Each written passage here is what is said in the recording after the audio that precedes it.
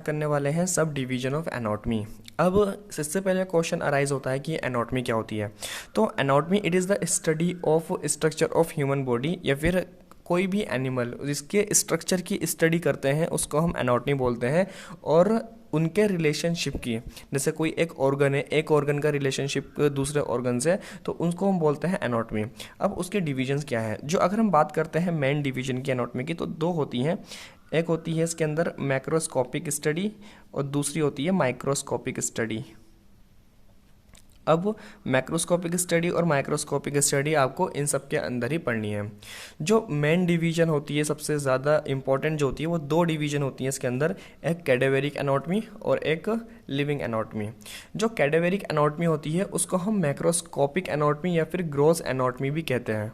अब कैडेवेरिक एनाटॉमी क्या होती है, जो डेड बॉडी होती है, डेड बॉडी के ऊपर जो हम स्टडी करते हैं उसको कैडेवर बोलते हैं, और उसकी ही स्टडी को हम क्या बोलते हैं, कैडेवेरिक एनाटॉमी।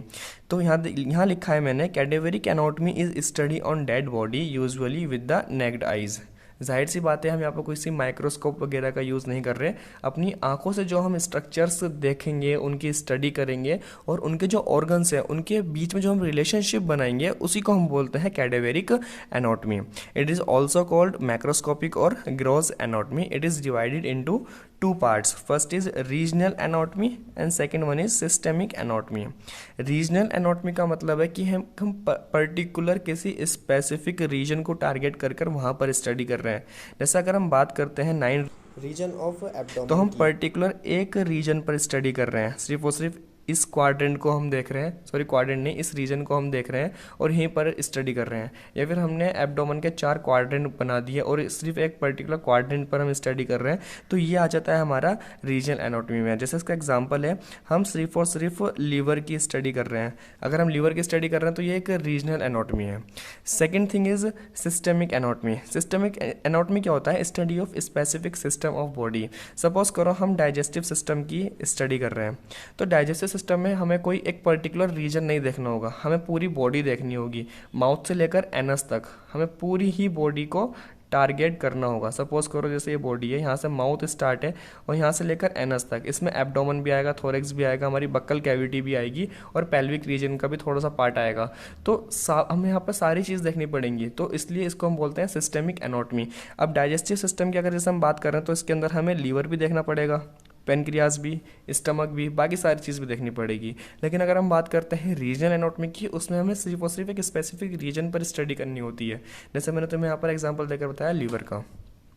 अब हम आगे चलते हैं, सेकंड वन इसके अंदर आता है लिविंग एनाटॉमी। लिविंग एनाटॉमी क्या होती है, living anatomy is study on living human beings by inspection, palpation, percussion, radiography, electrography, computed tomography जिसको हम सीटी बोलते हैं, मैग्नेटिक रेजोनेंस इमेजिंग जिसे हम एमआरआई बोलते हैं। जैसे कोई लिविंग एनाटॉमी का मतलब हो गया, जैसे कोई बंदा अलाइव है, जिंदा है, और उसकी स्टडी हम कर रहे हैं। यहाँ पर हम किसकी स्टडी कर रहे थे, डेड बॉडी की स्टडी कर रहे थे। यहाँ हम स्टडी किसकी कर रहे हैं, जो बंदा जीवित है, जो सब्जेक्ट हमारा जीवित है, उसकी स्टडी कर रहे हैं। उसकी स्टडी हम कितने प्रकार से कर सकते हैं, कितने टाइप से उसकी हम स्टडी कर सकते हैं।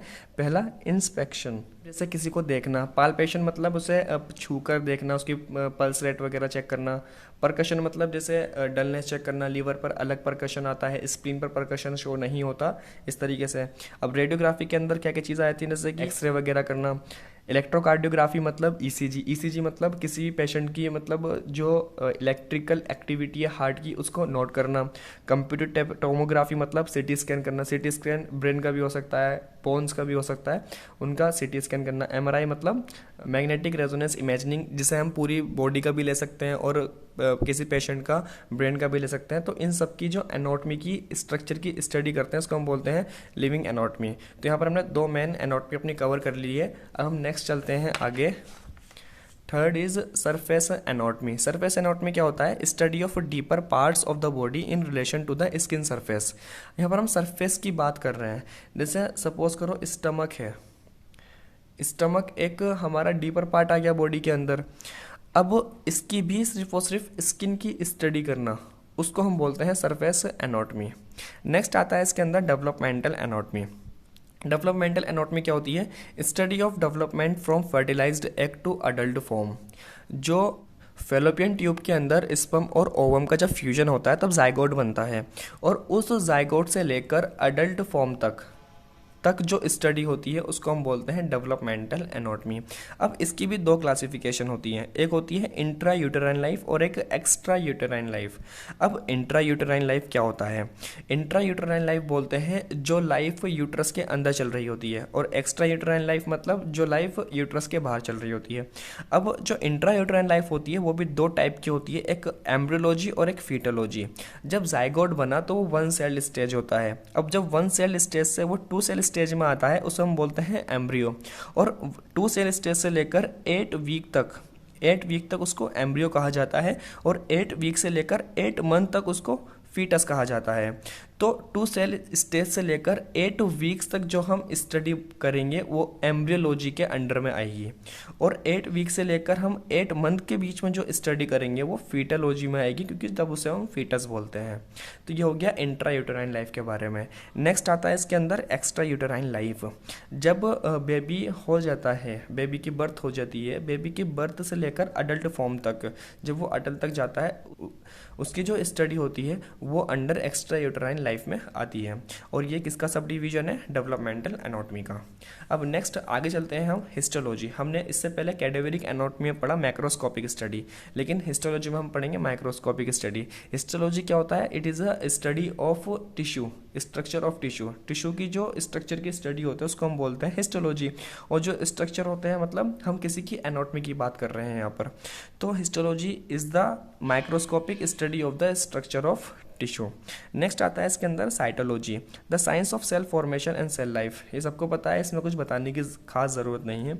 नेक्स्ट आता है pathological anatomy, the anatomy of disease organ. जैसे लीवर में कुछ प्रॉब्लम हो गई या फिर हार्ट में कुछ प्रॉब्लम हो गई, तो उसकी जो स्टडी होती है, उन डिजीज़ ऑर्गन की जो स्टडी होती है वो पैथोलॉजी में आ जाती है। अब नेक्स्ट आती है इसके अंदर रेडियोग्राफिक एनाटॉमी। रेडियोग्राफिक एनाटॉमी क्या है? Study of deeper organ by plain and contrast radiography. जैसे अगर हम बात करते हैं सीटी स्कैन की, अगर मान लो किसी के ब्रेन में ट्यूमर है और उसके सारे सिम्टम्स हमें दिख रहे हैं कि हाँ इसको ट्यूमर है, तो हम क्या करेंगे? उसका सीटी स्कैन करेंगे। सीटी स्कैन के अंदर हम मैग्नेटिक रेज और एक्सरे रेज वगैरह यूज़ करते हैं, तो उससे एक रेडियोग्राफिक इमेज बन जाती है हमारे पास।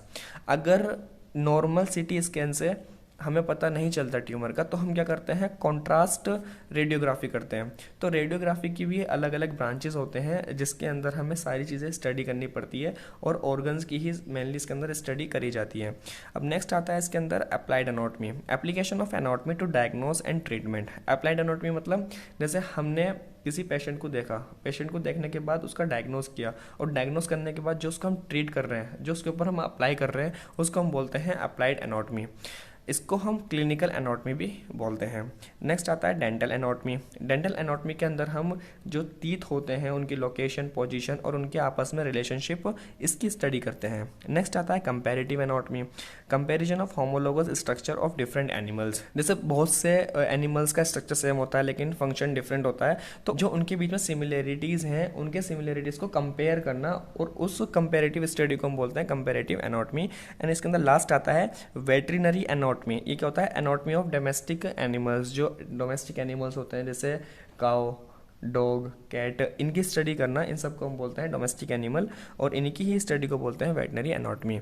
सो गाइज आज की वीडियो के लिए सिर्फ इतना ही। अगर आपको ये वीडियो अच्छी लगी तो इस वीडियो को लाइक करना, अपनी प्रॉब्लम से कमेंट बॉक्स में ज़रूर शेयर करना, और अगर हमारे चैनल पर अभी विजिट किया है तो चैनल को सब्सक्राइब करके बेल आइकन को प्रेस कर लो, जिससे मैं नेक्स्ट वीडियो अपलोड करूँ आपको उसका नोटिफिकेशन मिल जाए। Okay, thank you so much.